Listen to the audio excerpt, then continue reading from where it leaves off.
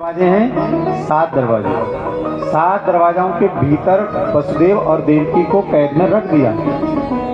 जब इतने कठोर कारावास में उनको रख दिया और उसके बाद इतनी बड़ी चौकीदारी सैनिक वहां उनकी सुरक्षा में लगा दिए और उसके बाद भी उनके आंखों में पट्टी बांध दी, पैरों में बेड़ी बांध दी। इसका क्या मतलब है? और जब भगवान का उन्होंने तमद्भुतम बालकदिप्मं भुजीक्षण चतुर्भुज रूप में भगवान का जब उस कारागार के भीतर दर्शन किया तो भगवान ने कहा मुझे यहाँ से तुम गोकुल ले जाओ। तो जब उन दोनों को हथकड़ी लगी थी, पैरों में बेड़ी बंधी थी, आंखों में पट्टी लगी थी, तो ऐसा किसको मालूम था कि नंद यशोदा वसुदेव देवकी का पुत्र होने वाला है और ये फिर उसको ले जा करके कहाँ जाएंगे? गोकुल। तो कथा में क्या है, भगवान को किस में ले जाते हैं बाबा? सूर्प में। किस में ले गए? सूर्प में। तो किसने रखा था वो सूर्प वहाँ? किसको मालूम था कि भाई वहाँ पहले सूर्प रखा जाए और उसमें भगवान को ले जाएंगे? वो तो ब्रह्म और जीव का विवेचन था। जब वसुदेव जी और देवकी का भगवान का वार्तालाप संवाद हुआ तब उन्होंने आज्ञा दी कि मुझे यहाँ से वहाँ ले जाओ। तो हमने आपसे निवेदन किया, अंधकार में जब क्या है परम प्रकाश सोई दिन राती नहीं कछुचाई दिया घृतवा। इस अंधकार में कारागार जब तक इसके भीतर अंधेरा है वहां दिया भी रखा है, उसमें बाती भी है, घी भी है, मगर जब तक उस पर दिया सलाई रूपी ज्ञान का प्रकाश प्रकाशित नहीं होगा तब तक जो है वहां ब्रह्म का प्राकट्य नहीं होगा। जीव और बुद्धि, वसुदेव और देवकी, गांधारी और धृतराष्ट्र, मैंने आपको दृष्टांत दिया था। एक तरफ धृतराष्ट्र और गांधारी का प्रसंग दिया तो एक तरफ वसुदेव और देवकी का। एक ने अधर्म का आचरण अपनाया, उसका साथ दिया, और इन्होंने जन्म जन्मांतर धर्म का ही मार्ग का चिंतन किया। तब जाकर के वसुदेव और देवकी के इस हृदय में, इस कारागार में ब्रह्म का प्राकट्य होता है। जब ब्रह्म का प्राकट्य होता है तो तब जब कथाएं श्रवण करते हैं, उदयते विवेका, जब विवेक जागृत होता है, ज्ञान का प्रकाश फैलता है अंतर और बाहर दोनों तरफ, तो तब जो है सार सार को गे दियो तोता दे उड़ाए। सूर्प का काम क्या है? धान को लेना और भूसी को छोड़ना। तो इसलिए सूर्प में भगवान को ले गए उस परम तत्व को। वसुदेव देवकी जी ने ये कथा में बताया कि हम जन्म जन्मांतर हमने भगवान का चिंतन किया, भक्ति की, और उस भक्ति के फल स्वरूप आज हमने इस बहुमूल्य रत्न को, इस दिव्य पुंज को प्राप्त कर लिया।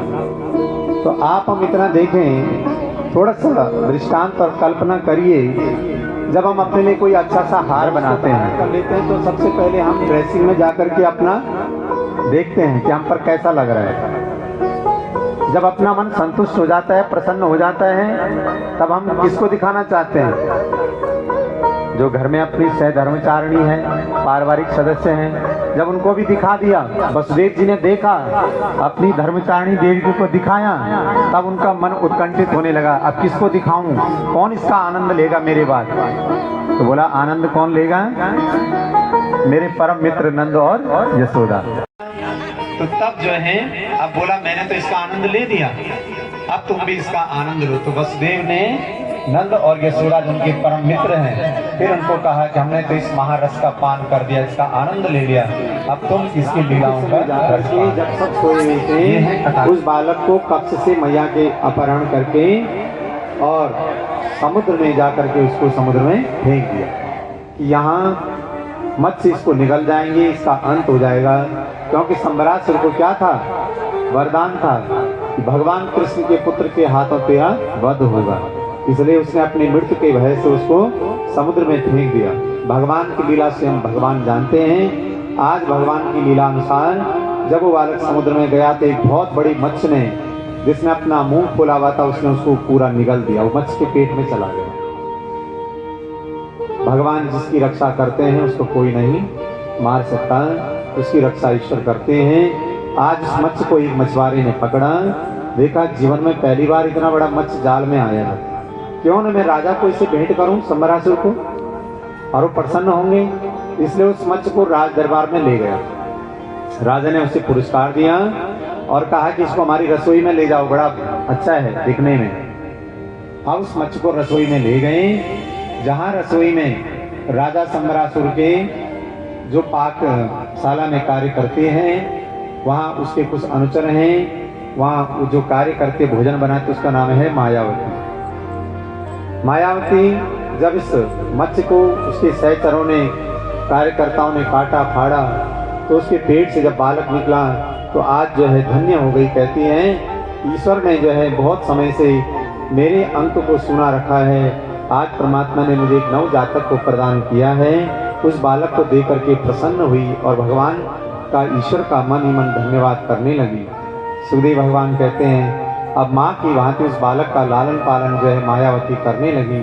जब बालक जो है 5 वर्ष का हो गया, माँ उसके ऊपर इतना ममता, इतना वात्सल्यता लुटाती है। एक दिन जो है तभी उनके समक्ष जब अपने कक्ष में उनके साथ बैठी थी, तभी जो है दुलार रही थी, तभी वहाँ कौन आया? देवर्षि नारद जी। नारद जी पधारे। नारद जी ने देखा, प्रणाम किया नारद जी को मायावती ने। और इस क्रम में यहाँ रुक्मिणी मैया अपने बालक को न पाकर के प्रातः काल बड़ी वेदना से युक्त हुई, बड़ा कष्ट हुआ। भगवान ने समझाया देवी को, हम अपने आप को पहचानो, तुम कौन हो। इस प्रकार से नरलीला करने से क्या फायदा, देखो तुम्हारा बालक सुरक्षित होगा, भगवान पर, ईश्वर पर विश्वास रखो। ऐसी सांत्वना देकर के मैया को धैर्य बनाया।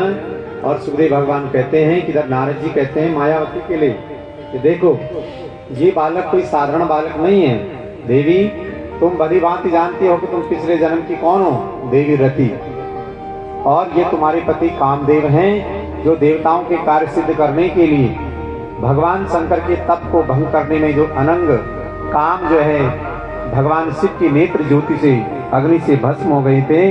तब रति ने भगवान शंकर से निवेदन किया था कि प्रभु मेरा सौभाग्य सुहाग मुझे वापस दे दो। तब भगवान शंकर ने द्रवित होकर के कहा था कि इस समय तो तुम्हारे पति अनंग रूप में, अर्थात बिना शरीर के, बिना अंगों के संपूर्ण सृष्टि में प्रत्येक जीव के भीतर व्याप्त रहेंगे, किंतु शरीर रूप में तुम्हें वो तब प्राप्त होंगे जब द्वापर के अंत में भगवान नारायण जब ब्रज मुकुंद श्री कृष्ण के रूप में अवतार लेंगे धरती पर, तो उनके अंश अवतार के रूप में ही उनके तेज से तुम्हारे पति कामदेव जन्म लेंगे, अवतार लेंगे। यही कामदेव आज जो है प्रद्युम्न जी बन करके और वहाँ पर आए। नारद जी ने कहा इनका लालन पालन करो, इनकी सेवा करो। जब ये धीरे धीरे बड़े होने लगे तो इनको समस्त मायावी विद्याओं का ज्ञान प्रदान करना, क्योंकि इन्होंने अपने हाथों से संबरासुर का वध उद्धार करना है। इतना कहकर के नारद जी चले गए। अब मायावती जब वो बालक बड़ा होने लगा, उनकी सेवा करने लगी, साथ साथ शिक्षा दीक्षा देने लगी, अस्त्र शस्त्रों की, मायावी विद्याओं की। सुखदेव भगवान कहते हैं कि इस क्रम में जब वो 16वीं अवस्था से ऊपर पहुंच गए, तो इस प्रकार से एक दिन बड़े प्रेम भाव से जब मायावती उन्हें देख रही है, प्रद्युम्न जी कह रहे हैं कि आप हमको इस भाव से क्यों देख रहे हैं। तो मायावती ने कहा, देवर्षि नारद जी ने हमें बताया है कि आप हमारे प्राणनाथ हो, आप ही स्वयं भगवान शंकर के जो क्रोध से जल गए थे, इस समय द्वारिकाधीश के पुत्र के रूप में आप हमें पुनः प्राप्त हुए हैं। इस प्रकार से जब पूर्ण विद्याओं का ज्ञान करा दिया, तो आज संबरासुर को जो है प्रद्युम्न जी ने ललकारा युद्ध के लिए। उनके पुत्रों के सहित युद्ध भूमि में घोर युद्ध हुआ।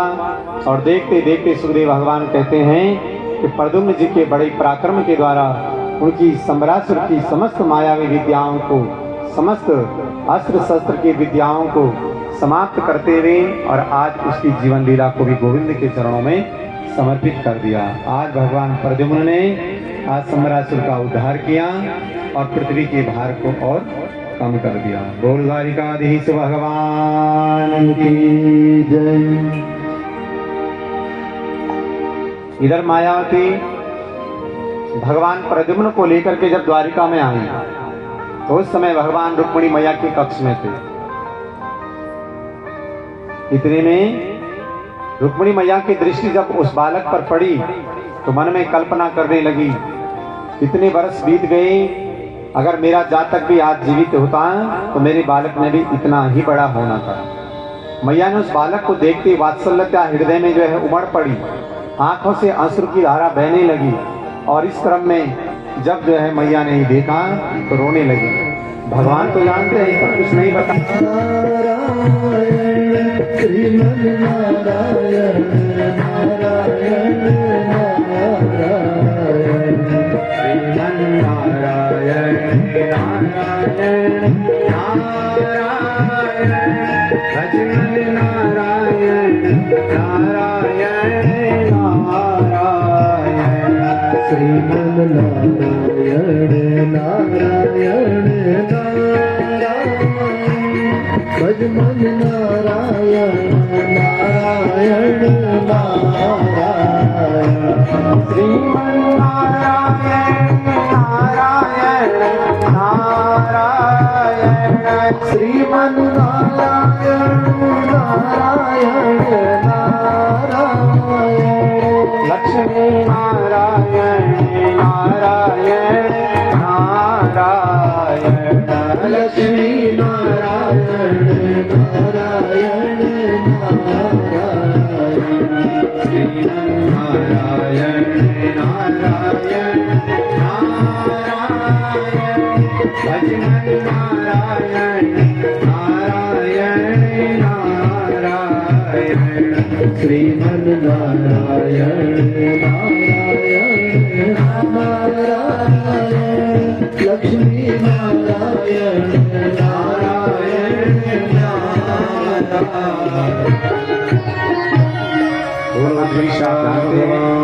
सूर्य भगवान उनकी साधना से तपस्या से इतने प्रसन्न भये कि एक दिन भगवान सूर्य उनके समक्ष प्रकट हुए और भगवान सूर्य ने कहा कि सत्राजित, देखो हम तुम्हारे तप से प्रसन्न हैं, हम तुम्हें क्या दे सकते हैं। हम तो तुमसे मित्रता का भाव रखते हैं, भक्त तो तुम हमारे हो ही, तो उस मित्र भाव से हम तुम्हें क्या देना चाहते हैं, एक दिव्य मणि देना चाहते हैं। तो आज सत्राजित को भगवान सूर्य ने एक मणि दी जिसका नाम है श्यामंतक मणि।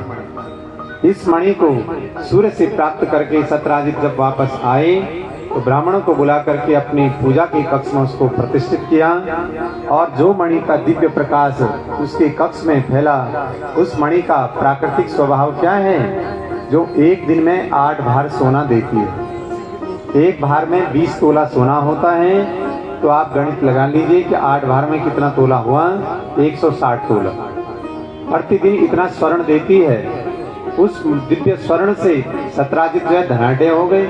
एक दिन मन में आया क्यों न मैं द्वारिका की भगवान की सभा में जाऊं, तो उस मणि को अपने गले में धारण करके और भगवान से भेंट करने के लिए द्वारिकाधीश की सभा में गई। जब दरबार लगा हुआ था, उस दिव्य मणि के प्रकाश को जब सबने देखा, सभासदों ने, तो सब खड़े हो गए। सबने सोचा कि भगवान सूर्य नारायण जो है द्वारिकाधीश से मिलने के लिए आ रहे हैं। तो भगवान द्वारिकाधीश बोले, है सभासदों, ये राजा सत्राजित हैं, ये भगवान सूर्य नहीं है। सूर्य नारायण ने इनको ये दिव्य मणि दी है जिसके प्रकाश से ऐसा लग रहा है कि साक्षात सूर्य ही धरती पर उतर आए हैं। इसलिए आप जो है अपने अपने आसन को बैठ जाएं। सत्राजित को आसन दिया तो भगवान द्वारिकाधीश बोले सत्राजित से, राजन देखो, हम सब इस समय नाना उग्रसेन की सेवा में सब रत हैं, तो आप ऐसा करो कि इस मणि को राजकोष में जमा कर दो। इससे जो नित्य स्वर्ण उत्पन्न होगा उस धन से हम प्रजा की सेवा में उसका उपयोग करेंगे, सबको उससे लाभ मिलेगा। तो सत्राजित ने भगवान की बात को ठुकरा दिया, बोला तपस्या हमने की, साधना हमने की, मणि हमें दी और इसका लाभ हम किसी को क्यों दें। सत्राजित उठा उस सभा से और अपने नगर में चला गया। इसके बाद सुखदेव भगवान कहते हैं कि उसके कुछ दिन बाद उनका छोटा भाई है प्रसेनजित, सत्राजित का। प्रसेन ने सोचा है कि भैया इस मणि को पहन करके बहुत चमकते हैं, क्यों ना हम भी थोड़ा ट्राई करें। तो इसलिए उस मणि को गले में धारण किया और सीधे घोड़े पे चढ़ा और वन की तरफ आखेट करने, शिकार खेलने चला गया। प्रसेन गया, वहाँ आप जानते हैं कि आखेट तो नहीं हुआ, पर उसी का आखेट हो गया। सिंह से युद्ध हुआ, सिंह ने उसका घोड़े का वध कर दिया और सिंह का द्वारा जब उसका जीवन समाप्त हो गया तो उस मणि के वहां पर जब पड़ी हुई थी तो उसको देखते हुए जो है ऋक्षराज जामंत जी आए और उनका जो है सिंह के साथ क्या हुआ, युद्ध हुआ। उनके भय से सिंह भाग गया और जामंत जी उस मणि को लेकर के अपनी गुफा में चले गए। अपने बच्चों को खेलने के लिए उस मणि को खिलौने के तौर पे दिया। दिव्य प्रकाश से वो गुफा जो है प्रकाशित हुई। सुखदेव भगवान कहते हैं कि इधर द्वारिका में चर्चा होने लगी कि आज 2 दिन हो गए, 3 दिन हो गए, अभी राजा सतराजित का भाई जो है वापस नहीं आया। चारों तरफ ढूंढवाया, कहीं नहीं मिला। चर्चा होने लगी कि क्या किसी ने उसका वध कर दिया मणि के लोभ में। एक दिन सतराजित अपनी रानी के कक्ष में बैठे थे तो रानी ने बोला, क्या आपको किसी पर संदेह है, या हमारे देवर जी यानी आपके भाई को किसी ने मणि के लोभ में मार दिया हो। सतराजित बोले, देखो हमको तो किसी पर शक नहीं, संदेह नहीं है। नहीं, अगर आपको है तो बता दो, हम किसी से नहीं कहेंगे, हम इस रहस्य को अपने पास ही रखेंगे। सतराजित बोले, देखो ये स्वभाव होता है किसी का भी कि जल्दी से कोई बात अपने हृदय में नहीं रख पाते। उतावलापन आ जाता है कि उस बात को जल्दी से सबको प्रसाद के तौर पर बांटने लगते हैं। कोई बात सुन ली तो कब किसी के पास रखे, इतनी उत्कंठा जो है भीतर हो जाती है। तो राजा ने जो है रानी को बोला, देखो किसी से मत बताना, हम तुम्हें एक राज की बात बताते हैं। बोला, क्या? बोला, जब मैं उस दिन जो है द्वारिकाधीश की सभा में इस मणि को पहन के गया था तो द्वारिकाधीश ने कहा था कि इस मणि को हमें दे दो। तो हो ना हो मुझे थोड़ा संदेह है द्वारिकाधीश पर कि उन्होंने मणि के लालच में मेरे भाई का वध करवा दिया। बस सुबह रात खुली, दासियां आई कक्ष में सेवा के लिए। रानी से पूछा, आपको किसी पर संदेह है? अभी तक आपके देवर जी का मालूम नहीं, पता नहीं लगा। रानी ने बोला, नहीं पता नहीं, किसी को शक है आपको किसी पर? रानी बोली, नहीं, जाओ महारानी बता दो, हम कुछ सहायता करें आपकी। बोला, नहीं शक तो किसी पे नहीं, पर किसी को बताना मत। महाराज कह रहे थे कि द्वारिकाधीश पर थोड़ा शक है, बस किसी को बताना मत, किसी को बताना मत। में सारी खबर जो है द्वारिकाधीश तक पहुंच गई। द्वारिकाधीश ने देखा ये कलंक हम पर लगा है चोरी का। भाद्रपद मास के शुक्ल पक्ष के चंद्रमा का दर्शन करने से जो है मिथ्यारोप लगता है, इसलिए भगवान ने जब चंद्र दर्शन किया तो इस कलंक को आज भगवान ने अपने माथे पर लिया। आज भगवान अपने सेवकों के साथ में और वन की तरफ बयान किए हैं और घोड़े के पग चिन्हों को देखते हुए उस स्थान पर पहुंचे जहां पर जो है प्रसेन की अस्थियां पड़ी थी। देखा भगवान तो सर्वज्ञ जानते हैं पर लीला कर रहे हैं। इस क्रम में सुखदेव भगवान कहते हैं कि जब वहां पर गए तो भगवान ने अपने सेवकों से कहा, देखो भैया सामने इस गुफा में लगता है कोई जानवर रहता है, क्योंकि इसके पैरों के चिन्ह लग रहे हैं। इसकी गुफा के अंदर जा रहे हैं तो हम जो है इस गुफा के भीतर जाकर के देखते हैं। हम अंदर गए तो भगवान के सेवकों ने कहा, हम भी आपके साथ चलेंगे, आप अकेले क्यों जाएंगे? भगवान बोले, नहीं तुम यहीं रुको। भगवान ने कहा, ठीक है, हम अगर 12 दिन तक वहीं अंदर ही रहे और 12 दिन तक वापस नहीं आए तो तुम सब वापस चले जाना। भगवान के सेवक जो है देखते रहे। भगवान गुफा में प्रवेश की, जामंत जी की, ऋक्षराज की। अब जो उनके बच्चे उस मणि से खेल रहे हैं, एकदम से जामंत की पुत्री जो जामवती है, उन्होंने देखा दिव्य तेज जो मणि का प्रकाश था भगवान के प्रकाश के सामने छोटा पड़ गया। वो भयभीत होने लगी, इस मणि को, इस खिलौने को हमसे कोई छीनने आ रहा है या हमारा वध करने आ रहा है। चिल्लाई। ऋक्षराज मैदान में खड़े हो गए। क्या तुम्हें अपने प्राणों से मोह नहीं? कौन हो तुम? यहाँ से चले जाओ। भगवान बोले, जाएंगे पर कुछ लेके जाएंगे। क्या लेके जाओगे? बोला, हम इस मणि को लेने आए हैं, इसे हमें दे दो। ऋक्षराज ने कहा, हमने सिंह को पराजित करके ये लिया है, अगर तुम्हें ये मणि चाहिए तो हमें परास्त करना पड़ेगा तुमको, और फिर हम तुम्हें ये मणि देंगे। भगवान ने कहा, ठीक है, हम भी तुम्हारी मनीषा को पूर्ण करना चाहते हैं। तो इस क्रम में जामंत जी का और भगवान का जो है युद्ध होने लगा। अब मल्लयुद्ध हुआ दोनों का। 12 दिन हो गए, सैनिक वापस आ गए द्वारिका में। वसुदेव देवकी जी को मालूम पड़ा कि भगवान हमारे प्रिय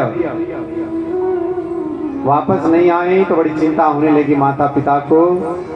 गर्गाचार्य गुरुदेव को बुलाया और गुरुदेव से कहा, गुरुदेव आप हमारे पुत्र की सकुशल वापसी के लिए जगत जननी पराम्बा आदि शक्ति का स्तवन करें, चिंतन करें। अर्थात चैत्र शुक्ल पक्ष की प्रथम प्रतिपदा नवरात्रि की पावन लीला में गर्गाचार्य जी ने वसुदेव देवकी के साथ मिलकर के द्वारिका में अष्टादश पुराणांतर्गत श्रीमद देवी भागवत यज्ञ का आयोजन किया। भगवान की कुशल वापसी के लिए यज्ञ यहाँ प्रारंभ हुआ और इधर भगवान और जामवंत का युद्ध 28 दिन तक चलता रहा। न कोई हारा न कोई जीता। जामवंत की एक एक हड्डी हिल गई। अंत में भगवान के चरणों को जब देखा तो जामवंत जी कहते हैं, जाने त्वं सर्वभूतानां प्राण ओजसो बलम् विष्णुं पुराण पुरुषं प्रविष्णुं मदीश्वरम्। मैंने आपको पहचान लिया है। इस ब्रह्मांड के भीतर केवल आपके अलावा मेरे को परास्त करने वाला कोई दूसरा नहीं है। क्या आप अखिलेश्वर नारायण ही हैं जिन्होंने मुझे त्रेता युग से अब तक यहाँ पर प्रतीक्षा में रखा है कि जब जो है मैं द्वापर में आऊंगा तो तेरे मनोरथ को पूर्ण करूंगा। क्योंकि जब भगवान त्रेता युग में रावण से युद्ध कर रहे थे राम जी, तो जामवंत जी भगवान के पराक्रम को देख के बड़े मन में गदगद हो रहे थे। क्या शौर्य है, क्या वीरता है। 2 हाथ मेरे साथ जो होते भगवान के तो आनंद आ जाता। भगवान ने कहा, इस समय तो तुम हमारे दल में हो, हम तुम्हारी इस इच्छा को पूर्ण नहीं कर सकते, पर द्वापर में जब हम कृष्ण बनकर आएंगे तो हम तुम्हारी मनोरथ को पूर्ण करेंगे। आज जामवंत जी ने भगवान का स्तवन किया। ऐ सर्वभूतों में निवास करने वाले, ऐ अखिलेश्वर नारायण, ऐ प्रभु, आपने मुझे कृतार्थ किया, पर इस दर्शन को देकर के धन्य तो कर दिया, पर आपके उस स्वरूप को पाने के लिए मैं लालायित, तो उसका दर्शन कराइए ना। कौन सा? राघवेंद्र का। भगवान जामवंत जी की मनोकामना को पूर्ण करने के लिए उसी क्षण जानकी जी और लक्ष्मण जी सहित उस दिव्य रूप में वहां पर प्रकट भई।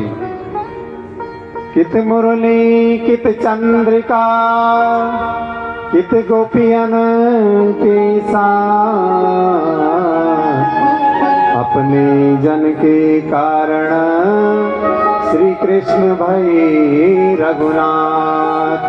भगवान कृष्ण क्या बन गए? रघुनाथ जी। जैसे बाबा तुलसी के लिए बन गए थे। एक कथा प्रसंग आता है, तुलसी बाबा वृंदावन की यात्रा गए तो बांके बिहारी जी के मंदिर पहुंचे। देखा भगवान की सुंदर छवि को, तो देख करके और सीधे दर्शन करके आगे चले गए। पुजारी जी ने देखा, पुजारी जी ने बोला, बाबा ओ भगवान आप कौन हैं? बोला मैं तुलसी हूँ। क्या आप अवध से आए हैं तुलसी बाबा? बोला हाँ। अरे आपके बारे में तो बहुत सुना है, आप तो भगवान के अनन्य भक्त हैं, पर आपके जैसा भक्त भी नहीं देखा। आपने बांके बिहारी जी को प्रणाम नहीं किया। बोला बांके बिहारी जी? बोला हाँ। बोला ये बांके बिहारी है, मेरे राघव जी थोड़े ही हैं। मनोविनोद है भगवान के साथ भक्त का। तो पुजारी जी बोले क्यों? तो आप इनको प्रणाम नहीं करेंगे? बोला अवश्य करेंगे, पर पहले शर्त रखेंगे इनके सामने। बाबा तुलसी कहने लगे, कहाँ कहूँ छवि आपकी, क्या भले बने हो नाथ। तुलसी मस्तक तब नवे जो धनुष बाण है धर्मशाला। संसार क्या है सपना, वो भी अजब निराला। संसार क्या है सपना, वो भी अजब निराला। मानव तो है मुसाफिर, दुनिया है धर्मशाला। मानव तो है मुसाफिर, दुनिया है धर्मशाला। संसार क्या है सपना, वो भी अजब निराला। संसार क्या है सपना, वो भी अजब निराला। ये रैन है बसेरा, ये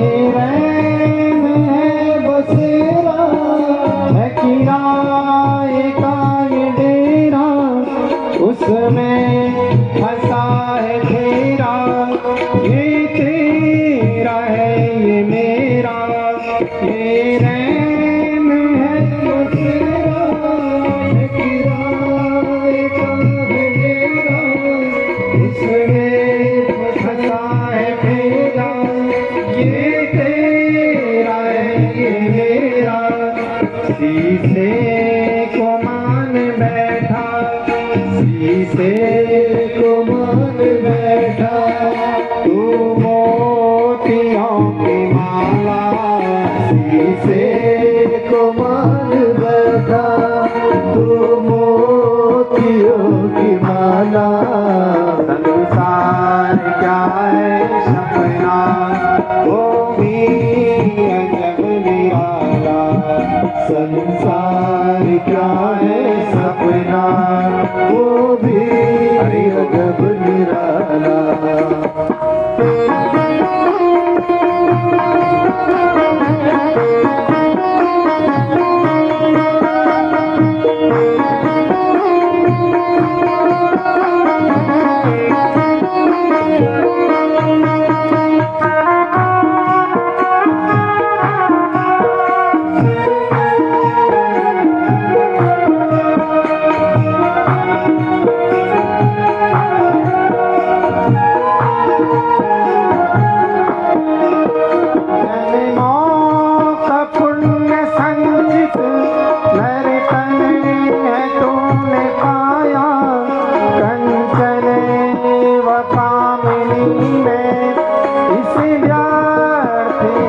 गवाया जन्मों दर्शन तूने पाया, कंचन वो कामिनी ने इस प्यार भी गवाया।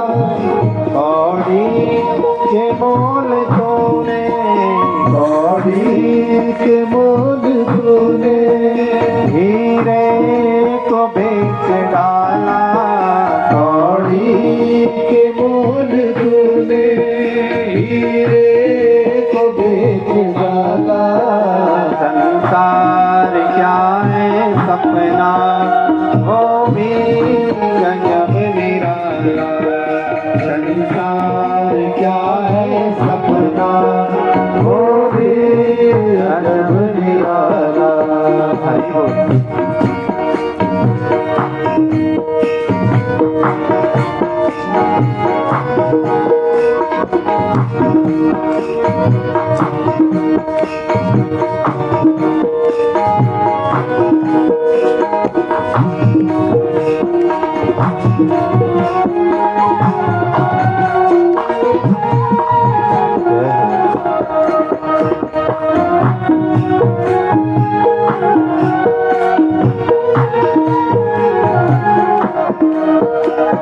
सर है तन का ढांचा, बालू की भीत कांचा, ऋषियों ने पर खजांचा, बस राम नाम साचा।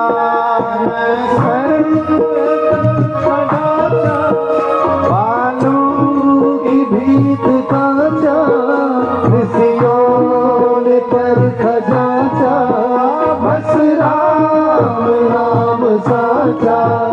सट के कि तू शिकारी, सट के तू भी शिकारी, सिया राम नाम प्याला। सट के तू भी शिकारी, सिया राम नाम प्याला। सार क्या है सपना, वो भी गजब निराला। संसार क्या है सपना, वो भी गजब निराला। संसार क्या है सपना, वो भी गजब निराला। संसार क्या है सपना, वो भी गजब निराला। बोल द्वारकाधीश से भगवान की जय, सुखदेव भगवान की जय। ये भागवत कथा के अंत में भगवान सुखदेव